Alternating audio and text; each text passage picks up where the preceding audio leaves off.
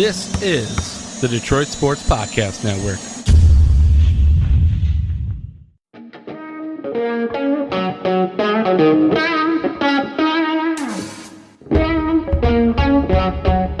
The biggest icon in podcasting.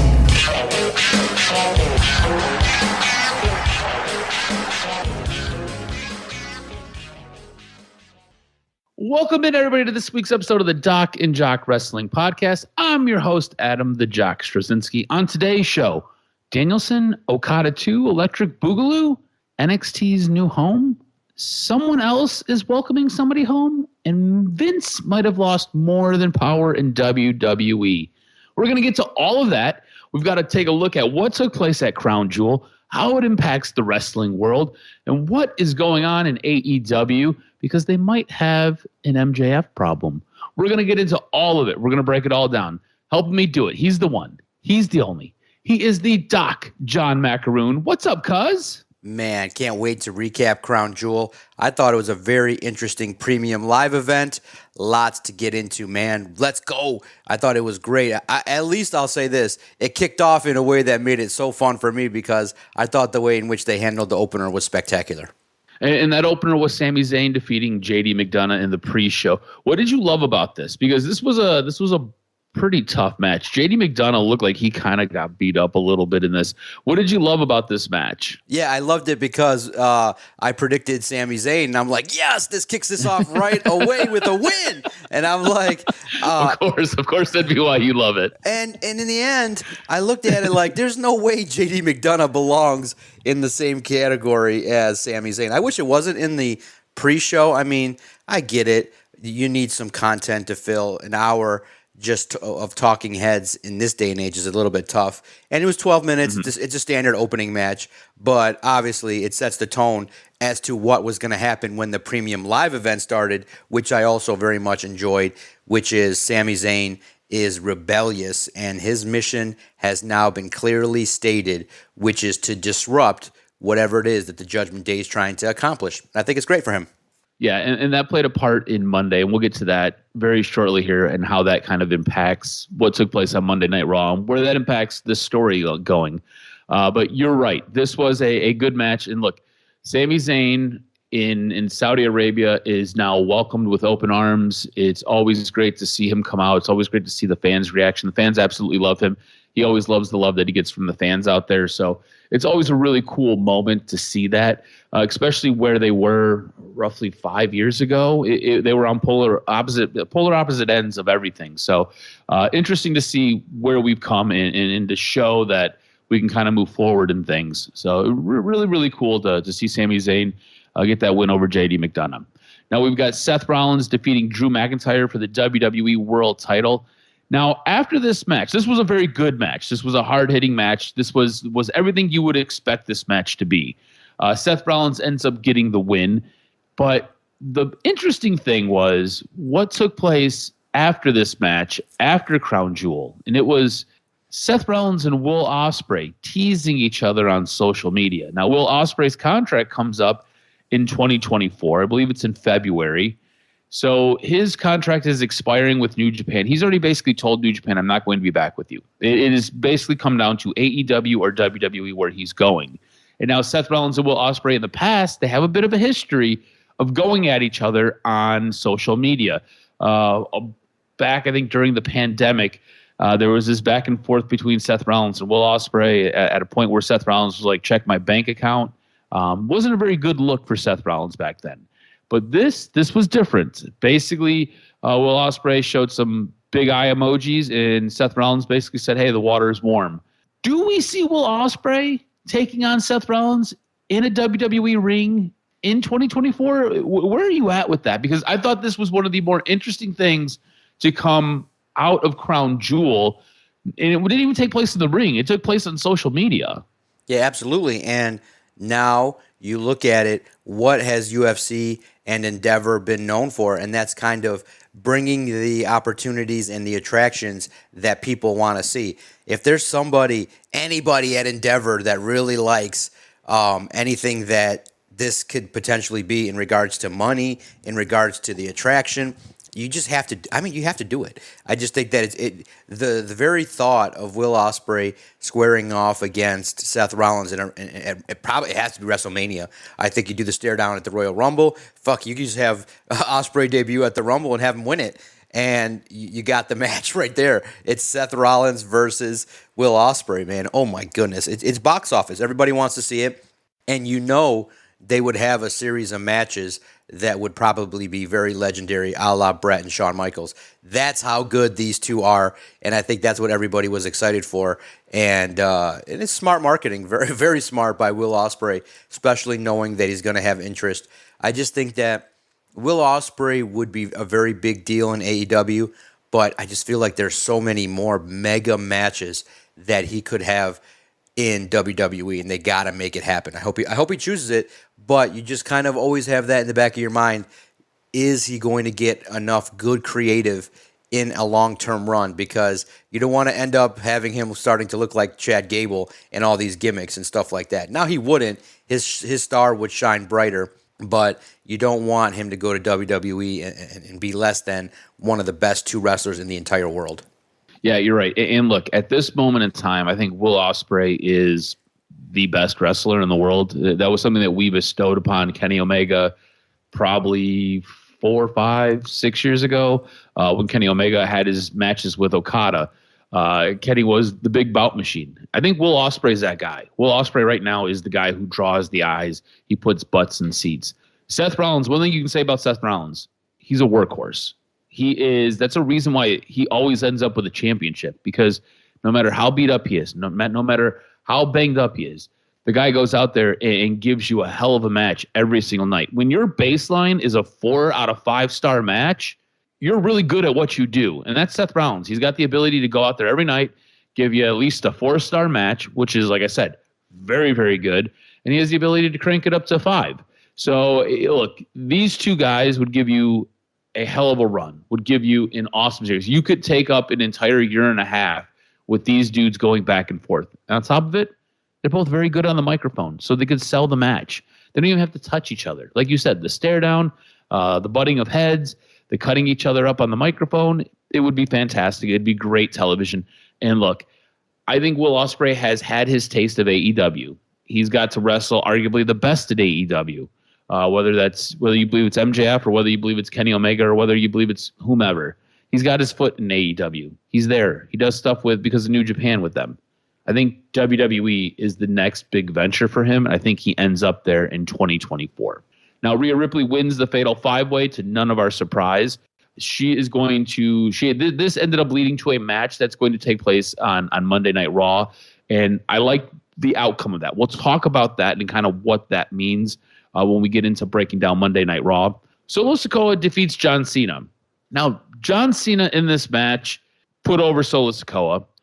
Comes out later on that John Cena had, I believe it's an arm issue. He had to go to Dr. Andrews' clinic and get that taken care of. So John Cena obviously working injured through this match. He is now on the mend. But this match had the feeling like this might be the end of John Cena. There's a lot of speculation on the internet. They were even teasing it a little bit on Smackdown that this could be the end of John Cena's career. John Cena took 11 of Solo Sikoa's spikes to the throat, maybe even more. I lost count at a certain point. But John Cena ends up losing this match. It really felt like he put over Solo Sikoa, and it really felt like he couldn't mount any offense, and it feels like this may be the end of John Cena. Now, the writer's strike has ended or is ending, and John Cena is going to go back to work to doing movies. So he was doing this as kind of part-time work, filling in while he wasn't doing movies, just got another little run out of him. But I don't know if we get another one. I don't know if we get to see John Cena in WWE ring again, and I don't know if we ever get to see John Cena win that 17th championship. Is this the end of John Cena? Do you see a future with John Cena? Or when John Cena comes back, it'll kind of be like when Stone Cold comes back. It'll be like a bit part.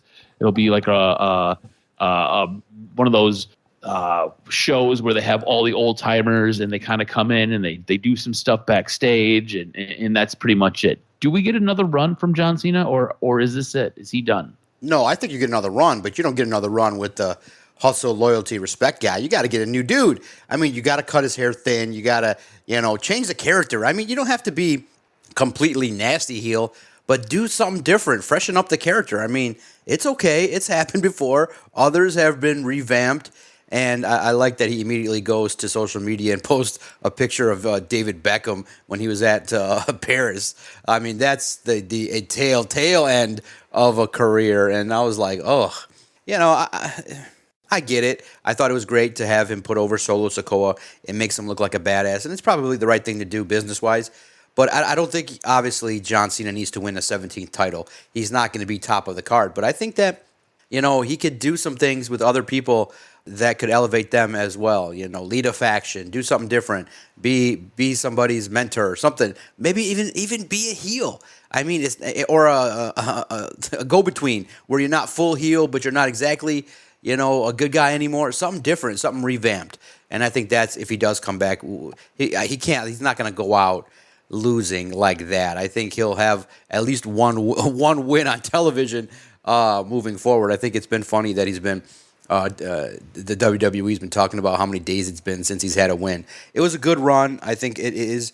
I think Triple H did set the tone when he said, look, you got to appreciate these moments with John Cena. We don't know how much they're going to be, but I think he's got one more run in him.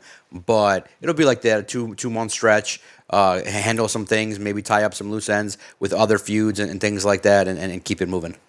Or if it's different, you just have some specialty matches, John Cena, Will Ospreay, just on a whim, in a show overseas, or something different, something unique, or a dream match that he hasn't had. One more kick of the can with AJ Styles, something different that he can do. If he's not gonna change characters and get something new, creative, then you just start having some dream matches. They have no real.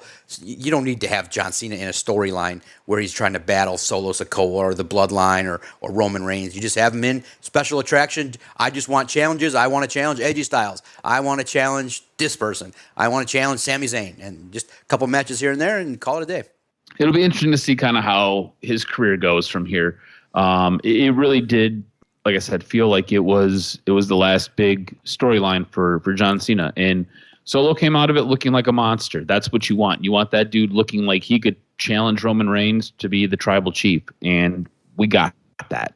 You know what? As far as John Cena goes, do you revisit Austin Theory and have Austin Theory take him down? I think if he has one more match in him, who would it be? I think you just do it, and I think Theory has kind of taken a dip in a weird ass way for no real good reason. I think you need to have that dude kind of start his elevation back again, because that dude is special, and for whatever reason, I don't think he's hurt, but I like the work he's been doing with Grayson Waller, but I just think that's not big enough. I mean, I think Austin Theory's top of mind in regards to big time characters.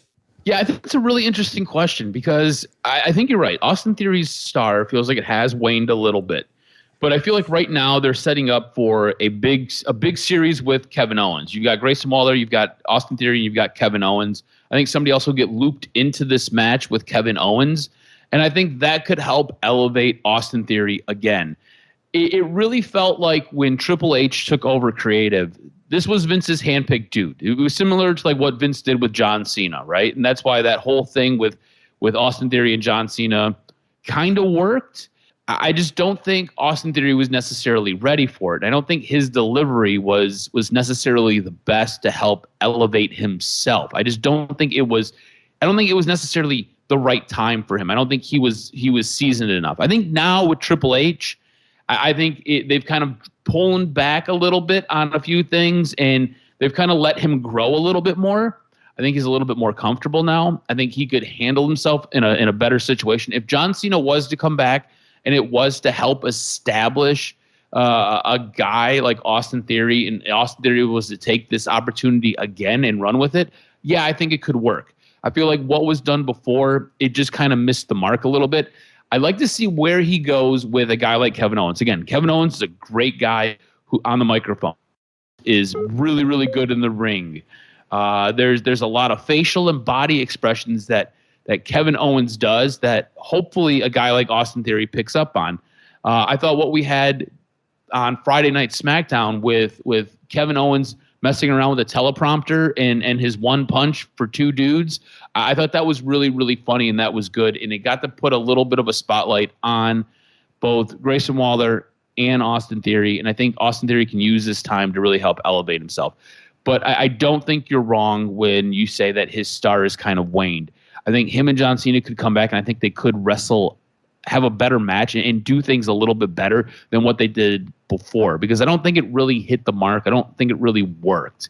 And I think some of that had to do with Austin Theory. I just don't think he was necessarily ready. Also, if John Cena doesn't feel like you're the guy or you're ready, John Cena is not going to give you that effort.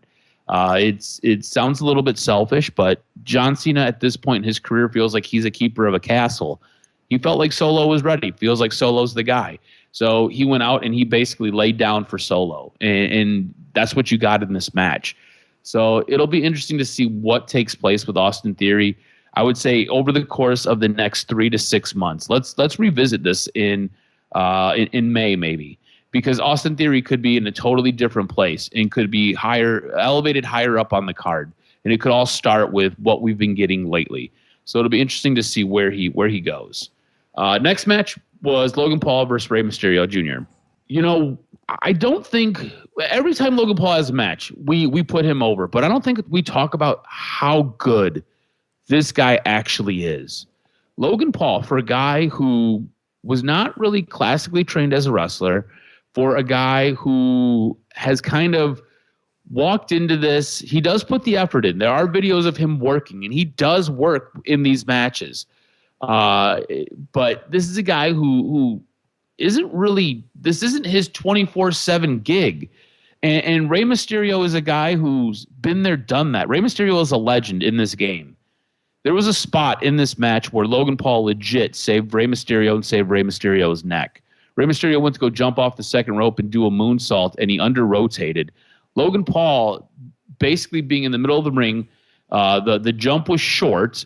Logan Paul had the wherewithal to realize what was going on, get into position to grab Rey Mysterio, basically inches away from him landing on his face and snapping his neck, grab him, pull him up, and then turn it into part of the story where he ended up doing a power slam. He ended up grabbing him. He popped up, basically one-fingered wave, like, no, this wasn't going to happen. And then he turns it into a move. And it seemed seamless, seemed flawless. If you weren't paying attention and you didn't see stills of it later on, you probably would have missed this. This was a huge moment in this match because legit, he did save Rey Mysterio's head. Logan Paul is now your new champion. Logan Paul has done such a fantastic job. Whether you love or hate Logan Paul, right? He does this heel character, but I think everybody wants to get behind him because they see the potential with him. I don't know if I've ever seen a guy who has been this multifaceted and this talented rise so quickly and do it so flawlessly and so seamlessly. Like, it seems like it's no effort for him. It is unreal, the talent that Logan Paul has when he's in a wrestling ring. It blows my mind. I was excited that he won the United States title. I was happy that he beat Rey Mysterio for it. I was happy that he was able to save Rey Mysterio. I think we now have a more interesting story going on with Rey Mysterio and the LWO and that fracturing and possibly splitting with Santos Escobar. I thought Logan Paul in this match was absolutely incredible. What were your thoughts on this match? And specifically, what are your thoughts on Logan Paul? Because, again, I don't think we give him enough credit because he is so damn good. Yeah, and you look at it, Triple H has run a lot of tryouts, and he said publicly many times, if you have an athletic persona, a following, something that we feel can be it, they can teach wrestling. They feel they can teach, not, the first thing that somebody needs in order to be a professional wrestler is a level of athleticism, a level of movement awareness. And Logan has that. So that's something that he starts with. Now, the thing that I think Triple H loves, and after giving, 9 matches, he's got a title. So people are like, huh? The reason is that Logan Paul has it, and Triple H definitely is attracted to whatever Logan Paul is bringing to the table, which is the complete. He's very charismatic. Yes. Very charismatic. Yes, you have to look at him. You have to. He's definitely a persona that you're going to react to. And Triple H obviously is in the business of finding more people like that, and that's why they go all over the country and look for college athletes, wrestlers. You look for those that have the potential to be able to do this. And for Logan Paul, he's a professional wrestler. He can do it. He's got the persona. He's got the natural online swagger. He likes the athletic challenge. He likes being part of the room. He likes being what he is. And I think he's gaining with each match the respect of the locker room. I think that he has good performances. He's putting in the work. And even though he may not be full-time every single week, an attraction is something cool because when he shows up, you want to watch the match. And that's box office. And I think giving him the title is interesting. Maybe less photos of him in the shower with it, but that's fine. That's what you're going to do. You figure he's going to take 1,000 photos and do the social media thing. But when you got tens of millions of followers and they're now talking about WWE, that's what you got to do. And I was surprised they gave it to him, especially, the level of respect that everyone would have for Rey Mysterio. But hey, that's kind of the nature of the business, and that's how Rey gives back, is by putting over a young cat. And good on Logan Paul, big things ahead, and he's going to now start the opportunities that he deserves to have bigger profile matches. I think it's good. Kind of a little full circle moment from last year where he lost to Roman. This year, he gets a title. Yeah, absolutely. It is a full circle moment. On top of it, he beats the guy who, if I recall correctly, he had his first match against. It was that tag team match with Logan Paul, The Miz, Rey Mysterio versus Dominic Mysterio. So really interesting. It was totally full circle for him.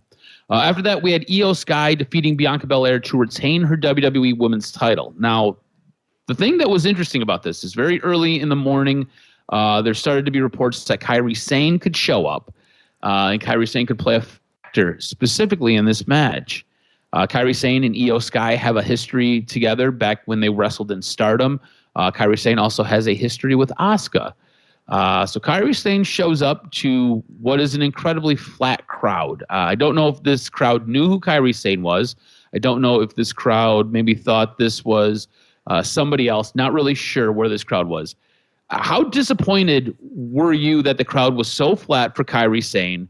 And what are your thoughts on Kairi Sane's new look and her being part of this picture?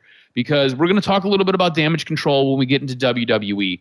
I think Kairi Sane's look, I think the way she looked on at Crown Jewel, I love it. It's kind of this weird goth Japanese looking character, right? If you're really into anime, it takes a lot from anime. I think it is a very stunning look. She's got a very whitewashed face. She's got pink streaks in her hair, dark eye makeup. I think it's a really, really cool look. I think she looks like she could go one of two ways. Either she could be absolutely terrifying or she could be the sweet girl next door. And I think it's a really cool play for her right now. I was really disappointed in the crowd, but again, I'm not really sure how much information they have. We talked about Kairi Sane showing up, I think it was 2 weeks ago. And here she was on this show. Earlier that morning, there were conversations that she could show up. But the crowd reaction was a bit of a letdown for what was a really high spot. What was your thought on the crowd, and how disappointed were you that they basically didn't realize who that was? Well, I don't think it's a stretch to say that maybe the overseas Middle Eastern crowd does not heavily focus on too many women in the WWE, I would presume. Oh, you don't say. As they were all dressed up in their Power Ranger outfits. Exactly. It's gotten better, though, when you look at the first where they were like white T-shirts and made them look like they were in prison. Like, oh, here's the Garbage Crew. They're all in white T-shirts wrestling. They at least get to have some color, and the entrance for Rhea I thought was spectacular. I thought it was the highest sign of respect to have all the men greet her there and have them line up. I thought it was spectacular. That was special. But I just don't think they keep up. I don't think that they knew who it was. And you can't blame them. I mean, even though, she's a big name and things like that, I don't think people outside of WWE, I think overseas, it's WWE and AEW, and I don't think they're looking at Stardom, New Japan too much in the Middle East. I mean, there's a certain amount, But I just think that the crowd was not going to know who it was, and I don't think that WWE cared. I think they understand who they got, and they just wanted the reaction of having this person back in the fold, and it's good. I mean, obviously you and I know that she was involved with Asuka in a great tag team. They had a nice run, but when you leave like that and you're an older wrestler, it is what it is. I just think that it's Triple H kind of wanting to kind of complete stories that he's maybe feels like has untapped potential. But for me, honestly, cause just straight up, I'm into the Rhea camp, Raquel Rodriguez, and not much else. I think that there's just too much blending, like Io Sky and the whole work that she's doing now, and it just seems like it's all blended together. There's no real like person that's sticking out other than Bianca Belair and the top women, and obviously the man. Outside of 4 women, the others are trying to scratch and claw for attention. It's just for me that Rhea's so much better that it just they got to do a better job of making a place for themselves. Yeah, look, I agree with you. I think Rhea Ripley, out of the women, she carries a torch all her own. I can't put her over enough. She is so physically dominant looking. She has a very specific look.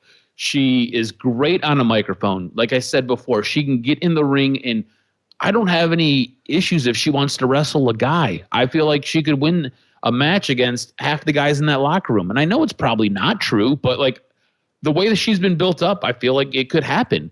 I feel like she could do it. I feel like if she got into a match with Akira Tozawa, she would rip Akira Tozawa in half, Mortal Kombat style. You know what I'm saying?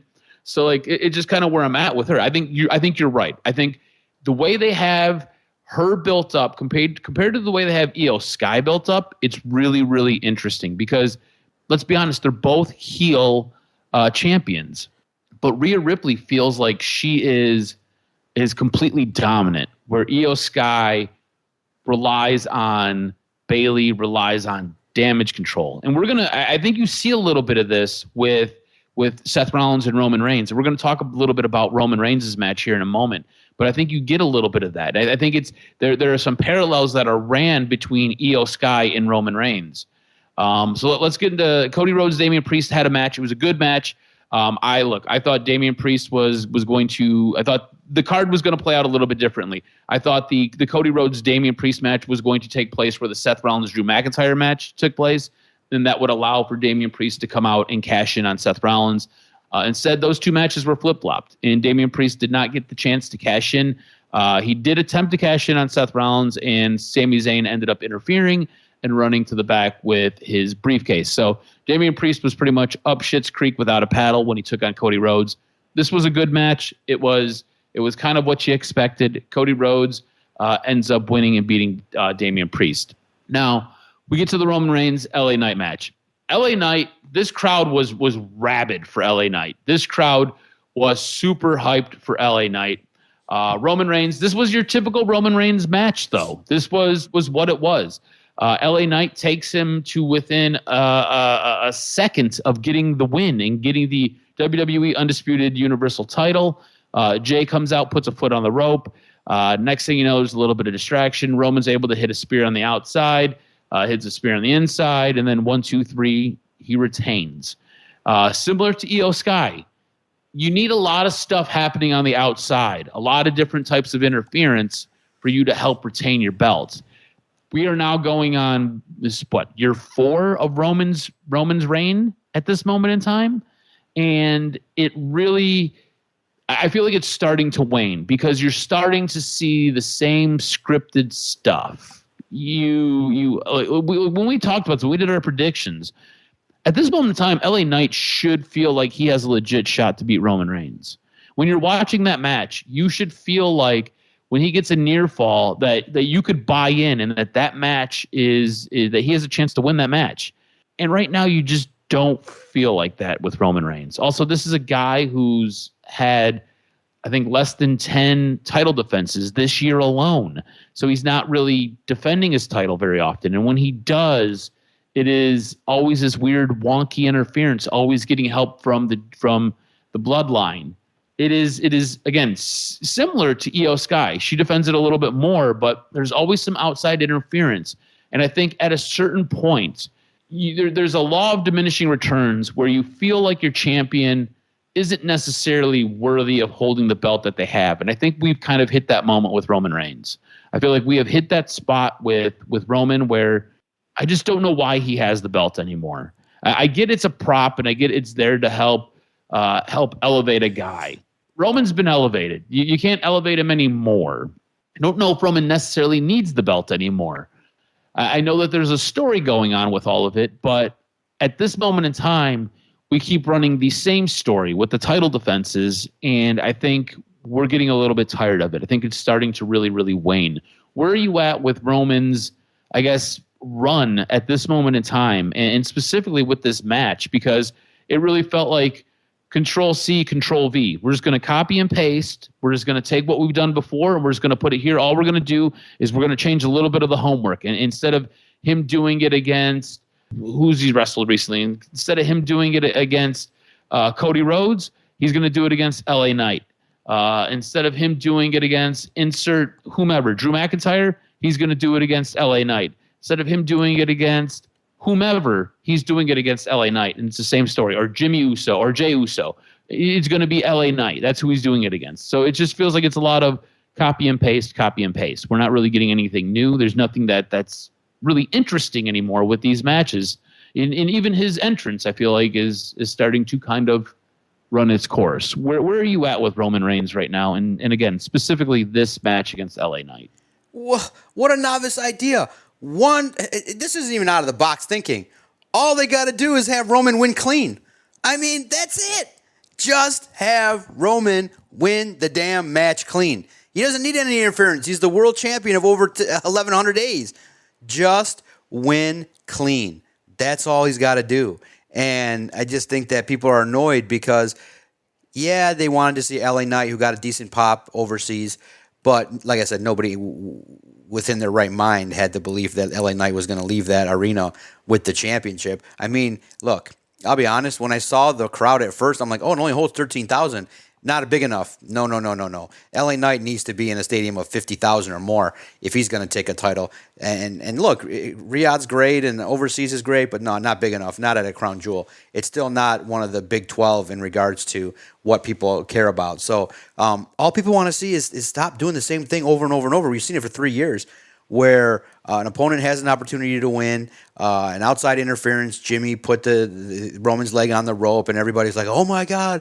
And then the interference and Solo, having to have attention from the back, and then obviously the match itself was good. LA Knight in the end did his business in that he came away looking stronger, and as evidenced by what he got, his reaction on SmackDown. So in the end, all you got to do is have Roman win. I mean, he's a champion. He doesn't need the help. And I know you can do other. It's like it is really lazy. Heels can do other stuff to do, to win matches, cheat, take advantage, do stuff with the ref, things like that. But the thing that people don't want to see anymore is interference.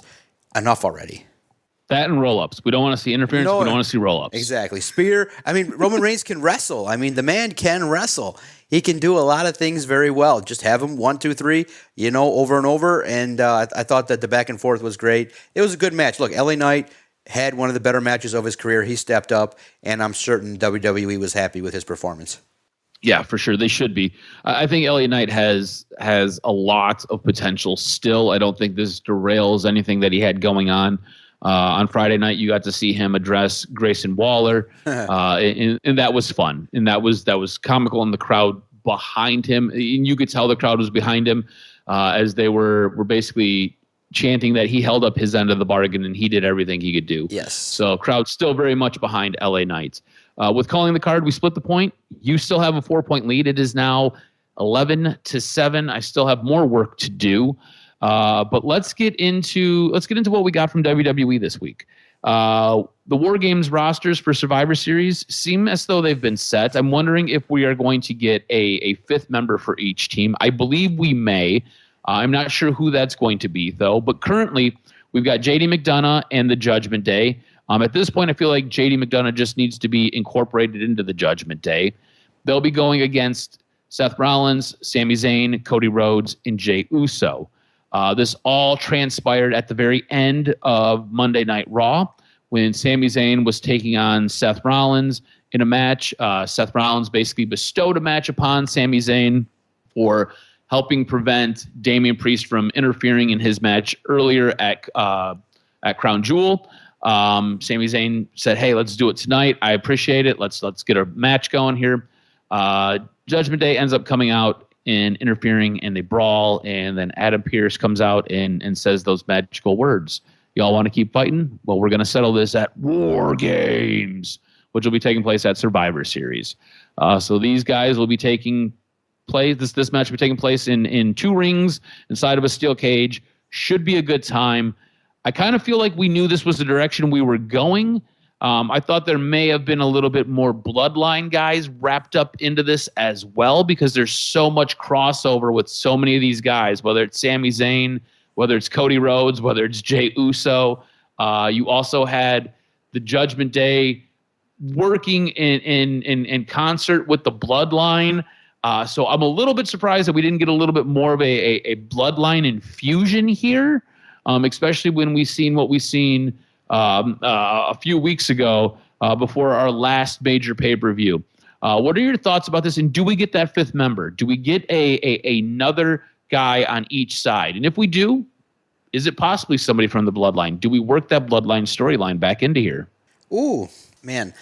Bloodline, what do we do next, right? So interesting with how everything goes. I thought WWE... I mean, according to Paul Heyman, months ago, we were in the bottom of the 3rd. So I feel like at this moment in time, we're in the top of the 4th with the way he tells time and goes through baseball games. So I have no idea. Yeah, no, obviously I think the shift now with the bloodline is on Solo and Roman a little bit. For me, the War Games has more intrigue into, I think they've done a good job building the question of how's Drew going to act? How's Drew McIntyre going to conduct his business? Mm-hmm. Is he going to be furious? Maybe that's the time you have the heel turn. So it'll be interesting to me. I think that for me, two things for me. It'll be Cody Rhodes leaving that match healthy so that he can have his run, because War Games has the potential to get a little bit dangerous. And then I want to see Drew. What do they do with him? Do they turn him heel? Does he go full apeshit crazy after the match? Is he a monster? What does he do? Is he trustworthy? How's he going to conduct his business? I'm curious to see. You know what? That's interesting. I didn't even think of Drew McIntyre. I could see Drew McIntyre going full heel and being the guy that Judgment Day welcomes in as their 4th member. Or, interesting story twist, Judgment Day gets somebody else, whether it's Solo Sikoa or whether it's anybody else. Insert whomever you'd like. But that person goes in as their 5th member, and the team of Seth Rollins, Sami Zayn, Cody Rhodes, Jey Uso turn to Drew McIntyre, and they're like, hey, come help us take these guys on. We know that you have issues with them too. And this is where you get that heel turn. You get that heel turn in that cage. And now all of a sudden it's basically a handicap match. It's a 6-on-4 and you got no place to go. And the good guys end up just getting devastated. I think that could be a really interesting story. And coming out of that, you could have a lot to play with. Yes. So it'll be interesting to see where we go. There's a lot you can do here. I feel like they've done a really good job setting this up and giving themselves ways to kind of create and build these stories. And look, good call on you going to Drew McIntyre. I didn't even think of Drew McIntyre. But when you said the name, I was like, oh, crap, light bulb. Let's spitball this. There's a couple things you could do here. So I like that. I think that's a very good idea. You could do a lot with Drew McIntyre, whether he's good guy, bad guy, or becomes a bad guy in the cage. But it'll be interesting. I think this will be a fantastic match. Like you said, it could be a brutal match. Now, on Monday night, we ended up finding out who the next challenger for Rhea Ripley is. We ended up having a match. We had a battle royal. This was a lot of fun. This was pretty solid. In it, Xia Li ends up taking out Becky Lynch. I don't know why she still has this feud with Becky Lynch, or they're trying to push this feud with Becky Lynch. But Becky Lynch gets knocked out of it, so she's no longer part of it. It was supposed to be a 25-woman battle royal over the top rope. In the end, Zoe Starks wins, and I love this. I think Zoe Starks has a ton of potential. I think Zoe Starks could be that next big name. Similar to where Rhea Ripley was years ago. Rhea ends up defeating Shayna Baszler, gets that NXT title. Unfortunately, she ends up losing it to Charlotte, and it kind of derails her path a little bit. She gets right back on the horse, and now she's here, and she feels like a legit badass. Zoe Starks has that edge to her. She has that look Like Zoe Starks is an incredibly muscular lady. She looks like she is built like a gymnast. She's not incredibly tall. She's a little bit small. She's kind of compact, but she is built. And she looks like she can be aggressive, and she looks like she can be in your face. I think some of her in-ring work, I think some of the minor blemishes need to get smoothed out a little bit more. But I think she can do a very good job. I think she's decent enough on a mic. That, again, could improve a little bit. Some of the in-ring work could get a little bit better, but I think she's in a prime spot right now. And I think her and Rhea Ripley can have a fantastic match. And I think this could be the match that really helps, one, elevates Rhea's title reign. Because, again, we've talked about Rhea's title reign not being great. She hasn't really had a tough competitor. She hasn't really had somebody who felt like they could take her to the limit. This could be that match that it kind of feels like it takes Rhea to the limit. Also, it could help build Zoe Stark. And I think coming out of this, we could get a series of matches that could be fantastic. So I love that Zoe Starks won this Battle Royal. I love that she'll be taking on Rhea Ripley at Survivor Series. Do you have any thoughts on Zoe Starks? And do you have any thoughts on the possibility of this match being incredibly good at Survivor Series? Yeah, it's going to be really good. Zoe Stark may be a Ronda Rousey that can actually wrestle. So it'll be something that she deserves. I think she's worked her way up. I thought that the backstage commentary was great in regards to her standing right next to Rhea Ripley and telling her, look, the challenge is now here and you got to face it. So, look, I think that she's taken advantage of her time in NXT. She definitely is a formidable foe. She's going to get fed to Rhea Ripley. I don't think that Zoe Starks is big enough, but this is an opportunity for her to kick off her career by having a good performance. She's probably, just a little bit less of an LA Knight in terms of popularity, but people will start to realize this gal can wrestle. She's got the total package.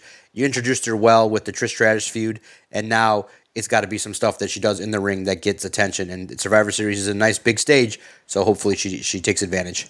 From Monday Night Raw, was there anything else that caught your eye or that you wanted to delve into? Because I'm ready to go to SmackDown. And when we get to SmackDown, there wasn't a whole lot. I felt like it was a very so-so SmackDown. Right. But there was something that I did want to talk about. So I just want to make sure that we're clear on Monday Night Raw.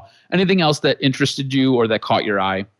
Definitely. Sami Zayn gets a World Heavyweight Championship opportunity, and you keep building that in regards to, I thought that was great, where Seth Rollins comes out and says, you got the match. You did a solid. I'm very, very grateful, and you're a guy that I see as being somebody worthy. And you got Sami wrestling with that a little bit. I thought his line was great. He's like, I don't think I want to face you because you're compromised. I want to have it where it's 100%. And that pissed Seth Rollins off. They had a good match. I feel like Sami Zayn, maybe not world title caliber yet, but big time athlete. And the losses in this situation make it so that when he does have a big moment, it's going to be special. So it'll be interesting. It'll be interesting to see if it appears that Sami Zayn will be at some point wearing the belt that Seth Rollins has. I don't think he's ever going to be in the undisputed WWE World Heavyweight Champion pantheon. He'll probably get fed to Cody Rhodes again next year, but I think down the road, whoever it is that defeats Seth will have to take on, and it could be even Sami. I think that would be a very, very nice thing to happen if it's at the Rumble or something like that, or if or hell, thinking a year or two down the road, Will Ospreay beats Seth Rollins. Seth gets some time off. Sami goes into a feud with Will Ospreay, and Sami gets the belt. You now have opportunities to create memories down the road for the next couple of years. Sami's a champion, and I think that world title belt will suit him one day. We'll see when it happens. Yeah, I agree with that. I think at some point, Sami Zayn will have a world championship belt. Yes, he does. He does a fantastic job, man. He is so good. I feel like he's one of those guys. He's a pro. Yeah, just totally underappreciated is really what it is. Let's transition over to SmackDown because I was excited for SmackDown. I was intrigued with SmackDown. I felt like there was a lot that you could do on SmackDown, and I felt like we kind of got a wet fart for SmackDown. It was a so-so SmackDown. When I was watching SmackDown, normally when I watch these shows, I'm not sure how you watch them, but normally when I'm watching them and I'm like, okay, what is interesting and what can I take out of this that we could talk about? Like I'm basically mining for topics while I'm watching the show. Right. There was a whole lot of nothing. There was nothing. Yes. Yeah, there was nothing. I was surprised. Other than LA Knight and Grayson Waller taking jabs at each other, there was not a lot. And like you said, Kevin Owens, but that was about it. It was not a good SmackDown. Man, it was bad. It was so weird. The thing that I ended up latching onto, and it was the very last segment. It was Damage Control. Yep.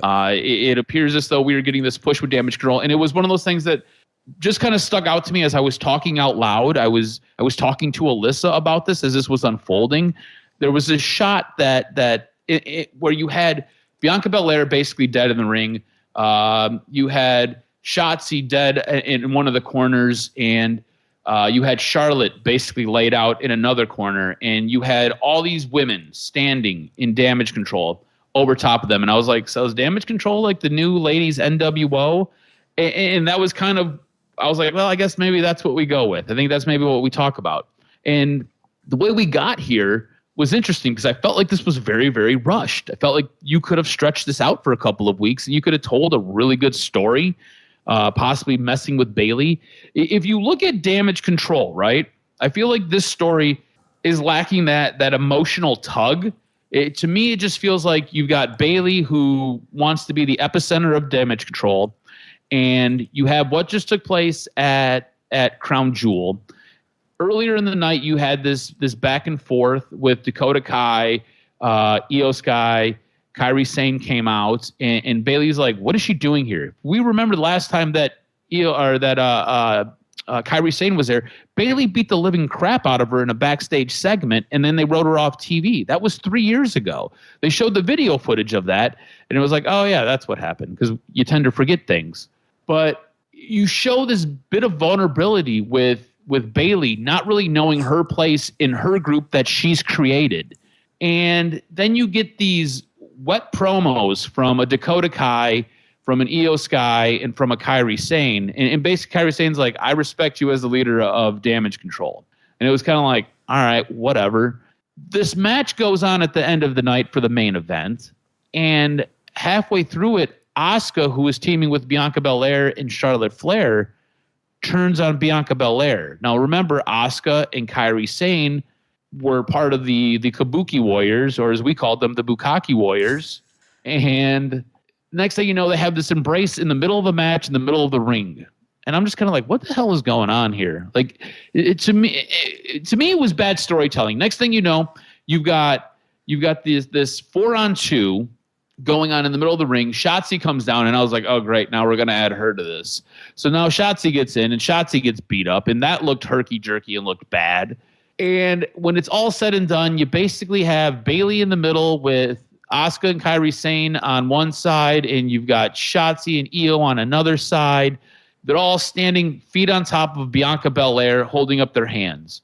And I was like, I don't know how we got here so fast or why we got here so fast. I felt like you could have told an emotional story with Bayley, feeling like she was getting pushed out of her own group, only to get brought back in. Or you could have some type of usurping with Kairi Sane, Io Sky, and even Asuka. And I feel like the three of them together, I feel like has a very good look. They look almost like the Japanese Akuza of ladies wrestling. And I feel like you could go someplace with that. I feel like that could be a storyline. That could be better than what we got. And I feel like Damage Control forever and a day since SummerSlam, when they've come back, it's been pushed on you and pushed on you and pushed on you. And it's just not hitting. And it still isn't hitting because there's no emotional connection to this group. You don't necessarily care about anybody in this group emotionally. And they missed another opportunity by not leaning into this Bayley storyline. And again, I feel like you could do something really interesting with the 3 Japanese wrestlers in this group. But again, you're missing something because you want to force feed us Damage Control. Do you feel like they rushed this? Should they have stretched this out?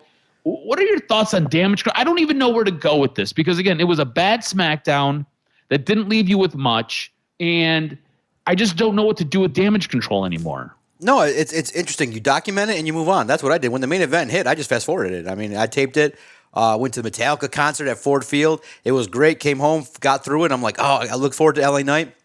Everyone's talking about it. Oh, okay, women, blah, blah, blah, blah, blah, blah. Got back through it. Okay, Asuka did this. And it's like, okay.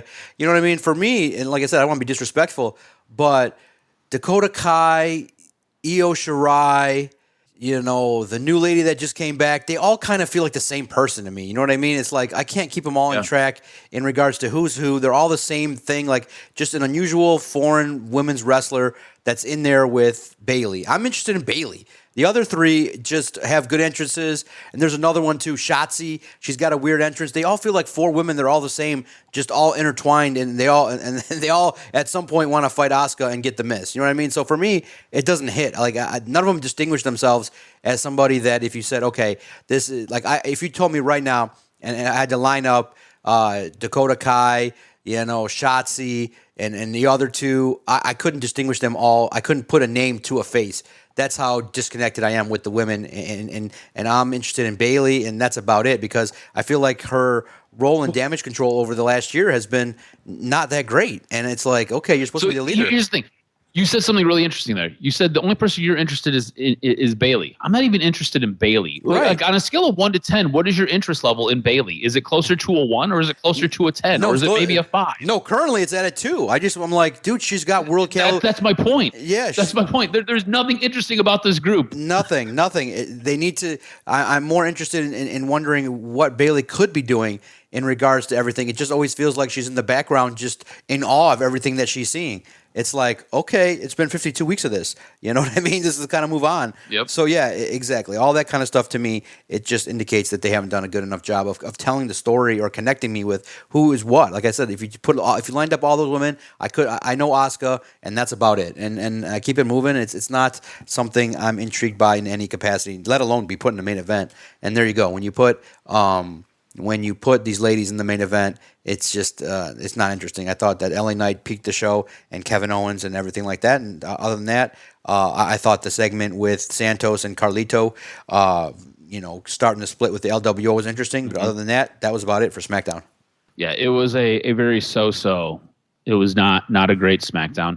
I hope WWE listens to this or somebody from WWE listens to this, and I hope we get to mash Asuka, Kairi Sane, and Io Sky together, and I hope they get a mouthpiece, somebody like a Paul Heyman type, to basically talk for them, and they were utilized, like I said, like the Japanese Yakuza, basically the mafia in Japan. I think it could be a very interesting dynamic with the three of them because all of them could be straight up killers if you really wanted them to be. Instead, we kind of get this weird clown show, this dog and pony show. Damage Control is still missing marks. I don't get it. I'm confused by it. It was a bad main event for a bad SmackDown. Let's talk about AEW. I thought Dynamite was good. But Dynamite was good because you had a lot of MJF sprinkled through the entire show. MJF opened the show. MJF ended the show. MJF was in the middle of the show. That being said, I think AEW has a bit of an MJF problem. And I'm wondering where you stand on this. Now, AEW has done a really good job of building up Max. Maxwell Jacob Friedman is one of the highlights on any AEW program. Again, he opens the show with this thing where Adam Cole's like, you should really take Samoa Joe up on his offer. And then you kind of go through the middle part of the show, a little bit of back and forth. You end the show with Max basically taking out everybody from the Gun Club except for Jay White as he's trying to get his belt back. Actually, there was a match in the middle of all this where MJF took on Daniel Garcia. MJF plays the good guy, goes to shake Daniel Garcia's hand, and basically 2.0 pushes Daniel Garcia away. So there's this little conflict going on with Daniel Garcia. And that was interesting. That was fun. It was nice to watch, but that was wrapped up in the MJF circle, in the bubble. So you got Samoa Joe wrapped up in the bubble with MJF and Adam Cole, who's wrapped up in that bubble. You've got Daniel Garcia, you've got 2.0. They're wrapped up in that bubble with MJF. Now, end of the night, you've got the Gun Club getting beat up by MJF, Jay White jumping out of the ring. They're wrapped up in the bubble with MJF. You have whoever this mysterious devil character is. That's part of the MJF storyline. And then you have the Acclaim getting beat up by the guys who are working for whomever the devil is, throwing the Acclaim through a window and beating the crap out of Daddy Ass and beating the crap out of Max Caster in the back. And then Samoa Joe kind of runs in and basically says, looks like you could use some help. And again, Samoa Joe wrapped up in it. The most interesting parts of this show all surround MJF. MJF is the highlight to the show. You could fast forward through every part of this show, and just stop when an MJF segment comes on. And that is a bit of a problem. If you are AEW, you have a very bloated roster. You have a very talented roster, yet nobody else is really able to break through. Nobody else holds your interest like a guy like MJF. And now you've got 1, Samoa Joe, 2, Adam Cole. You've got 3, Daniel Garcia, 4, 5 with 2.0. You've got the Acclaim, 6, 7, 8. You've got the Devil character. That is 9. You've got, if you want to work in the guys who work with the Devil character, that's anywhere from 3 to 5 at a time. So you're looking at up to 14 different people being sucked into the MJF bubble. And that is cool because all these guys get a little bit of time to shine and they get a little bit of screen time. Now, nobody outshines MJF in any of these moments. Nobody does. MJF is fantastic. I don't give a shit what Kenny says. MJF is great on mic. MJF is great as a heel. MJF is great as a face. And he's doing both roles wonderfully. The problem is AEW isn't giving us enough good creative to help carry their shows and help support MJF, who, again, is working multiple duties on these programs. Do you agree with me that AEW has to do a better job of building up the creative around MJF, or should they just kind of keep going with this? And the whole program is based on MJF, and it is all MJF, and you could essentially fast forward through everything that is not MJF. Yeah, it was a lot. It's a little bit much, but it's all interesting. It's all intriguing. But yeah, that is a little bit of oversaturation. I thought the match that he had on Dynamite was good, but yeah, I think that moving forward, you gotta kind of sprinkle it out a little bit and let some things breathe, because it kind of goes to show you that they're like, well, if MJF draws, then let's just have MJF. I mean, it's not the MJF show. You gotta have a little bit more in regards to everything going on, because it does water down the show a little bit. You can't care about every angle that MJF is involved in. The Bang Bang Gang, I definitely am interested in that. I just think that they're special. They got everything going on. I thought the Acclaimed can definitely start to rise again and do their thing. And I think the Sting and Darby Allin, how that's starting to progress, I just start to think that you got to highlight the others, even though it may be at the expense of early ratings. I think it'll be very fun to have the opportunity to start to develop others in the mid-card. Yeah, at some point you need to have other talent, because this is something that WWE learned a long time ago. What happens if MJF goes down with an injury? Right. Yep. So now you basically have lost your main draw. And look, I don't subscribe to Vince's theory where you can't have one main guy, one main star, but you need to also have to. You also have to. It's like a team, right? You can have a superstar, but you need to have a Robin to Batman. And you need to have guys that you can bring in off the bench and move up immediately and give you star-worthy performances. I don't feel like AEW's done that. I feel like it has been built around MJF, and then you've got secondary guys that are just playing secondary roles. And Kenny Omega should be secondary to nobody. He should be rivaling MJF. But he's in a program with Chris Jericho versus the Young Bucks. Wait, why are we having another Young Bucks split up? Well, why are we telling this story again? It's the same shit. We've already done this. Oh, Chris Jericho's now the interesting twist on it? What? Who cares? The whole thing with Julia Hart. Julia Hart has come a long, long way. Julia Hart is very good, very interesting. I'm confused what the hell's going on with Sky Blue and her. I feel like at this moment in time, you are dragging your feet on this, and we need to get a little bit of resolution. Is Sky Blue a good? Is Sky Blue bad? Last week, I thought Sky Blue was a face. This week, I think she might be a heel. I don't know. I have no clue. And all I know is that Chris Statlander is very, very tall compared to the other two ladies.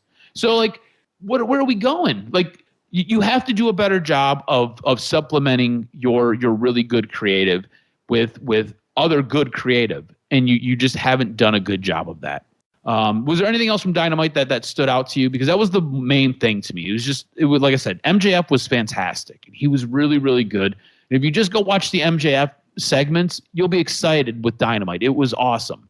But everything else just kind of like left you like, all right, what else? So you could just fast forward through everything else and just go to the MJF stuff. It's where AEW is at creatively is kind of sad. Was there anything else from Dynamite that you really liked, or anything else from AEW that you really liked this week? Nope, that's all good, brother. I'm ready. Everybody that's been listening is ready. Hit us with this week's professional wrestling news and notes. What made your list?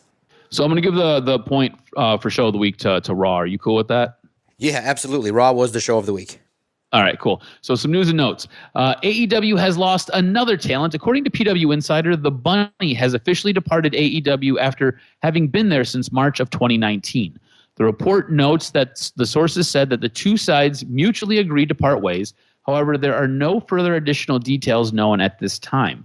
The Bunny, formerly known as Allie, was part of the first women's star signed to AEW, joining the company back in 2019 after being written out of Impact Wrestling. Her husband, who is known as The Blade in AEW, is reportedly still with the company. An update on Danielson versus Okada 2. This past weekend on January 4th at New Japan's Power Struggle 2023 event, Bryan Danielson issued a challenge. Despite suffering a broken orbital bone that required surgery, the American Dragon Bryan Danielson sent a video to issue a challenge to Okada for New Japan Pro Wrestling's Wrestle Kingdom 18. Multiple sources confirmed that the original plan for New Japan Power Struggle was for Danielson to issue the challenge in person to Okada at the event. However, the injury prevented him from flying out to Japan. Given the injury, an audible was called, and the decision was made for Danielson to make the challenge via video. Now, at Power Struggle, David Finlay laid out both Will Ospreay and Jon Moxley to close the show before destroying the IWGP United Kingdom and United States Championships with a hammer. Now, this will set up a triple threat match where Ospreay may drop his belt as he is on his way out the door to possibly WWE, like we talked about earlier. This wrestling family welcomes a new addition. Congrats to WWE star Carmella and Corey Graves, who have welcomed their baby boy into the world on November 8th, 2023. Dimitri Paul Polanski was born after 60 hours of labor. Carmella has been absent from WWE since just before WrestleMania 39 in April due to her pregnancy. She opened up multiple times during the process of her pregnancy with the history of her miscarriages. Carmella and Corey Graves' real name, Leah Van Dale and Matthew Polanski, shared the news on Instagram. So congratulations to them too. Now, TKO stock is on the move. In a surprise move, TKO has announced that Vince McMahon is selling 8,400,000 shares of his stock in the company. 8,400,000 shares equates to around 30% of his company shares, with both Aria Emanuel and Mark Shapiro having an interest in purchasing 1 million each. $100 million of shares each. Sorry about that. Vince McMahon stands to make roughly $700 million from selling 30% of his company shares. This is also starting to look like a worse and worse and worse deal for Vince, selling his company and merging with TKO as he is getting pushed out week by week. Very, very interesting. And then finally, NXT will have a new home. Earlier this week, WWE officials announced a new broadcast TV home for NXT. In a press release, the company had said that WWE NXT will be airing on the CW network starting in October of 2024. The 5-year agreement marks the first time in its 13-year history that WWE will partner with the network that plays host to ACC football and basketball games airing every Saturday throughout the season and Live Golf. The CW is also the new home for the weekly studio series Inside the NFL, and will broadcast NASCAR's Xfinity Series beginning in 2025. Network will soon offer more than 500 hours of sports programming year-round. In an interview, Aria Emanuel stated that SmackDown received a 40% increase with their new deal with the USA Network, while NXT received a 70% increase. However, Raw still does not have a partner with the CW.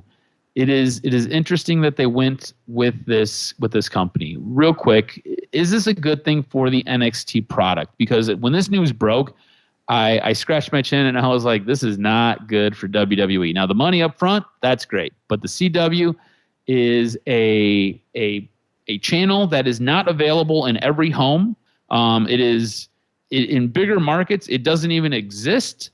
On top of all of that, NWA was supposed to sign with the CW.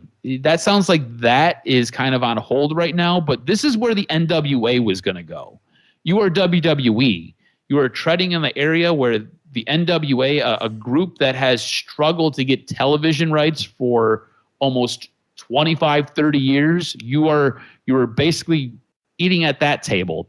Again, is this a good thing for the NXT product? Because I'm going to be interested to see how this plays out, because I do not believe it is. Yeah, no, it's underwhelming. I'm like, oh, it's a downgrade, and we'll see where it goes moving forward. But yeah, I was surprised. Kenny's not down with it, and I could see why, where the company has been not viewed favorably in a lot of circles. Yeah, it'll be interesting to kind of see how it plays out. But that's going to do it for this week's wrestling news and notes. Another great show, man. This was a lot of fun. Thanks for doing this with me. Yeah, absolutely. Make sure you follow Adam on Twitter at AdamRSTROZ. Follow the network at Detroit Podcast. Another great hour of podcasting. But podcasting time is now over. Got to get to our business this weekend. Thanks, everybody, for tuning in. Everybody, anywhere that you listen to your favorite audio content, type in Detroit Sports Podcast, and our great content will find you. Can't wait to fire it up next week as we preview a lot of good stuff, especially in AEW. Cuz, let's get after it next week for the latest and greatest edition of the Doc and Jock Wrestling Podcast.